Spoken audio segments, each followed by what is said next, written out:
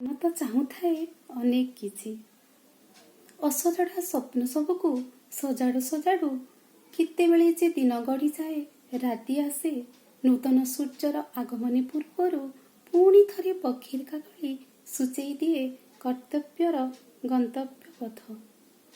କିନ୍ତୁ ତା ଭିତରେ ବି ସ୍ୱପ୍ନ ସବୁ ଭିତରେ ଭିତରେ ରଙ୍ଗ ବାଢୁଥାଏ। ତେଣୁ ତ ତାର ପ୍ରତିଫଳନରେ ଅଚାନକରେ ବି ରଙ୍ଗ ହେଇଯାଏ ଗୋଟିଏ ନାୟିକା। ତେବେ ତାକୁ ନେଇ ଶୁଣିବା ଗୋଟିଏ କବିତା, ପ୍ରାପ୍ତି। କିଛିଟା ପ୍ରାପ୍ତିରେ ବି ମୋକ୍ଷ ପାଇଯାଏ କେତେ ଅଶାନ୍ତ ସକାଳ। କିଛିଟା ପ୍ରାପ୍ତିରେ ବି ମୋକ୍ଷ ପାଇଯାଏ କେତେ ଅଶାନ୍ତ ସକାଳ। ଆଉଟା ସୁନା ରଙ୍ଗ ତେଜି ଦିଏ ସୂର୍ଯ୍ୟର ଶରୀର। ମେଘ ସବୁ ପକ୍ଷୀ ଡାଣା ଯୋଡ଼ି ବୁଲୁଥାନ୍ତି। ନୂଆ ରଙ୍ଗର ସ୍ମୃତି ଫୁଲ ସବୁ ସନ୍ଧ୍ୟା ତାରାର ଅପେକ୍ଷାରେ ଗଣୁଥାନ୍ତି ଭ୍ରମରର ସ୍ୱର। କଅଁଳି ଆସୁଥିବା ଛନ ଛନ ପତ୍ରେ ସବୁ ପବନର ବେଗ ପାଲଟୁଥାନ୍ତି ମଳୟ ହିଲ୍ଲୋଳ। ପରିଣୀତାର ଗରାରେ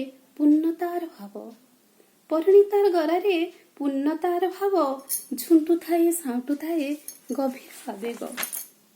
ସକାଳରୁ ସଞ୍ଜ ଯାଏ ମନ୍ତୁରା ପାଣିରେ ଭିଜି ନାୟିକାଟିଏ ଯନ୍ତ୍ର ପାଲଟିଯାଏ। ରେଣୁ ରେଣୁ ବାସ୍ନା କିଛି ରଜନୀଗନ୍ଧାର ପୁଣି ଥରେ ପ୍ରୀତିଗନ୍ଧା ସଜାଉଥାଏ ତାକୁ। ଲିଭା ଲିଭା ସନ୍ଧ୍ୟା ଦୀପର ଆଲୁଅ ଅନ୍ଧାର ଗୁଡ଼ି ହେଇଯାଏ ଦେଖି ତାର ଅବଶ ଶରୀର। କବରୀରେ ସ୍ୱପ୍ନ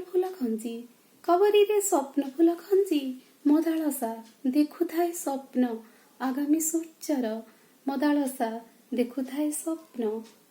ସୂର୍ଯ୍ୟର। ଧନ୍ୟବାଦ। ମୋର କବିତା ଶୁଣି ଭଲ ଲାଗିଲେ ଲାଇକ୍ କରିବେ, ଆଉ ଯଦି ସବସ୍କ୍ରାଇବ୍ କରିନାହାନ୍ତି ସବସ୍କ୍ରାଇବ୍ କରିବେ ନିଶ୍ଚିତ।